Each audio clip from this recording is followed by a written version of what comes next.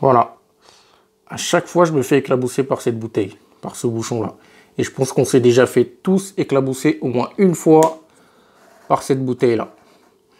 Je ne sais pas si tu te souviens de l'ancien bouchon de cette bouteille-là, mais il était comme ça. C'est-à-dire qu'il s'ouvrait comme ça. Et aujourd'hui, il s'ouvre comme ça.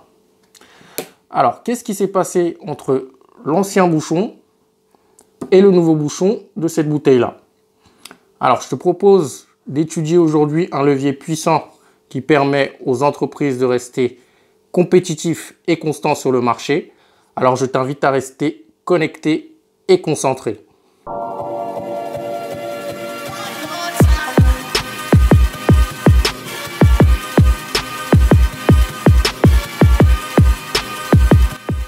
Bienvenue sur YMBM Channel, moi c'est Paul Guérin et ici tu es sur la chaîne qui te parle d'industrialisation des entreprises et de process industriels, car avoir une bonne idée d'entreprise c'est très bien, mais ce qui vous permettra d'emmener votre entreprise au plus haut, c'est d'avoir des process industriels bien rodés, bien robustes.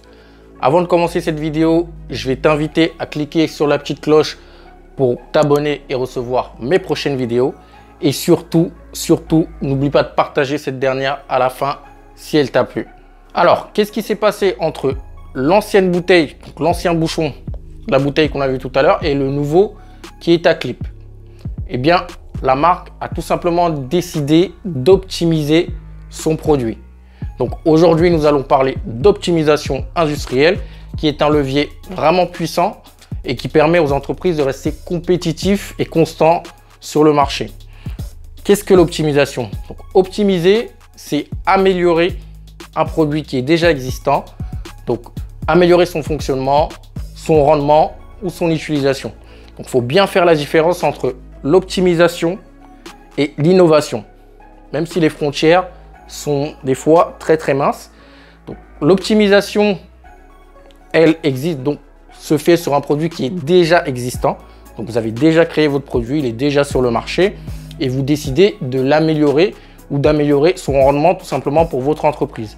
Par contre, l'innovation, c'est quelque chose qui n'existait pas et que vous venez de ramener sur le marché, donc de créer. Voilà la différence entre les deux. Même si je le conçois, certaines innovations peuvent ressembler à de l'optimisation et certaines optimisations peuvent ressembler à de l'innovation. Bon, je prends le cas, par exemple, du iPhone où des fois, la frontière est effectivement très mince. Pourquoi l'optimisation est-elle si importante pour les entreprises? Eh bien, parce qu'innover coûte excessivement cher et prend énormément de temps. Comme je l'ai dit tout à l'heure, innover, c'est ramener un nouveau besoin. Donc, vous créez un nouveau besoin qu'il n'y a pas sur le marché.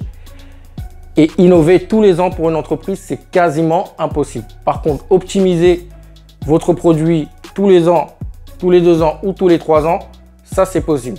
Parce que lorsque vous êtes en phase de projet, au niveau du lancement d'un nouveau produit, vous avez une deadline. C'est-à-dire que votre produit doit être en magasin, disponible pour le consommateur à une date précise. Donc, vous avez créé votre produit. Vous n'avez pas le temps forcément de regarder les petites choses qui fonctionnent, qui pourraient être améliorées, etc. Donc, votre produit marche, répond à un besoin et donc vous le lancez sur le marché. Après que votre produit ait été accepté donc, par le consommateur, par le marché, vous pouvez prendre du recul et regarder ce que vous pouvez améliorer au niveau de votre produit. Donc, premièrement, ça vous permet de suivre et de vous adapter donc, aux tendances du marché au niveau de votre produit, au niveau de votre segment. Parce que le produit que vous avez lancé en 2020, les tendances ne sont pas forcément les mêmes en 2021, en 2022 ou en 2023.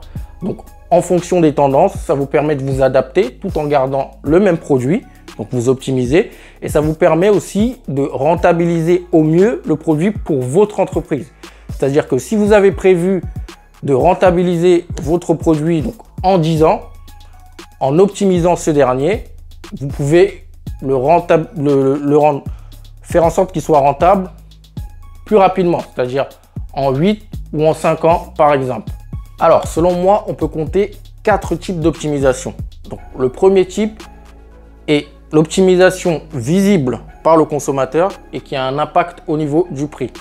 Par exemple, un Mac avec un écran normal et un Mac avec un écran Retina. Donc, vous avez le même Mac, par contre, la résolution de l'écran est différente sur l'écran Retina, donc vous payez ces différences-là. Ou un autre exemple, dans les produits ménagers, généralement, on réduit donc, le pourcentage de produits donc, dans les bouteilles, on réduit la bouteille, mais vous payez plus cher parce que le produit est beaucoup plus concentré. Donc, on réduit, mais c'est beaucoup plus concentré, donc vous payez le prix.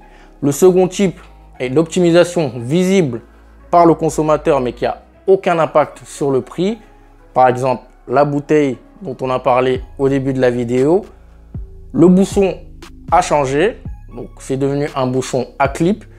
Par contre, le prix en magasin n'a pas changé, donc aucun impact au niveau du prix proposé au consommateur. Le troisième type, c'est l'optimisation invisible par le consommateur, mais qui a un impact prix. Donc ça se fait généralement dans l'automobile ou dans l'électronique. Donc, lorsque vous achetez un véhicule, un modèle de véhicule par exemple en 2020, le même modèle de véhicule en 2024 va coûter par exemple plus cher parce qu'il y a des optimisations qui auront été faites sur ce véhicule-là que vous ne voyez pas forcément, mais le véhicule vous coûtera beaucoup plus cher. Et le dernier type, c'est l'optimisation invisible par le consommateur et qui n'a aucun impact au niveau du prix. Donc, par exemple aussi dans l'automobile, donc ça se fait généralement au niveau des feux. Donc on réduit, on change les cartes électroniques, on change plein de choses dedans. Vous ne le voyez pas et ça n'a également aucun impact au niveau du prix du véhicule. Alors, si vous souhaitez optimiser votre produit, j'ai deux conseils à partager avec vous.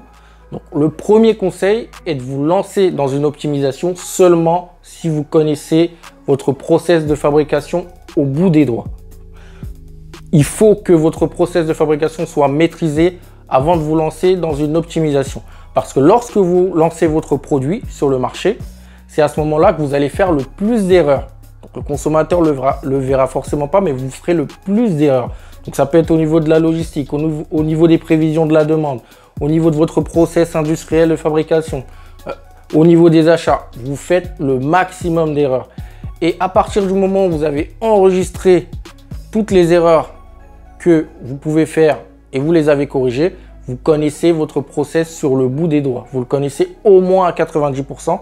Et à partir de ce moment-là, vous pouvez vous lancer dans une optimisation. Vous ne pouvez pas lancer un produit en mars et vous lancer dans une optimisation en avril. Non, votre process n'est pas éprouvé, votre process n'est pas maîtrisé. Sauf si c'est le consommateur qui le demande. Bien sûr, là, vous n'avez pas le choix. Vous êtes obligé de vous lancer dans une optimisation si le consommateur le demande. Mais si ça vient de votre propre chef, attendez d'avoir maîtrisé votre process, d'avoir maîtrisé votre produit avant de vous lancer dans une optimisation. Le second conseil est de ne pas vous lancer dans une optimisation si vous perdez de l'argent. Je pense que c'est évident, mais je préfère quand même le répéter. Toutes les 4 types d'optimisation dont j'ai parlé tout à l'heure ont toutes été bénéfiques ou sont toutes bénéfiques aux entreprises qui les font. Donc, si vous optimisez un produit, certes, c'est bon pour le consommateur, mais ça doit également vous rapporter de l'argent. Ça doit être rentable pour vous. On n'optimise pas un produit si ça vous coûte de l'argent ou ça va vous coûter de l'argent. Il y a des heures recherche et développement, essais, etc. Mais à la fin, ça doit être rentable pour votre entreprise. Donc voilà les 2 conseils que je peux vous donner si vous souhaitez vraiment vous lancer dans l'optimisation de votre produit. Voilà ce que je voulais partager aujourd'hui avec vous. J'espère que cette vidéo vous a plu. Si vous avez des questions ou si vous avez besoin de précisions sur le sujet, n'hésitez pas à me les mettre en commentaire. On se retrouve la semaine prochaine pour une nouvelle vidéo, un nouveau thème. D'ici là, portez-vous bien et n'oubliez pas que nous sommes tous des multi-billionnaires mind. Ciao!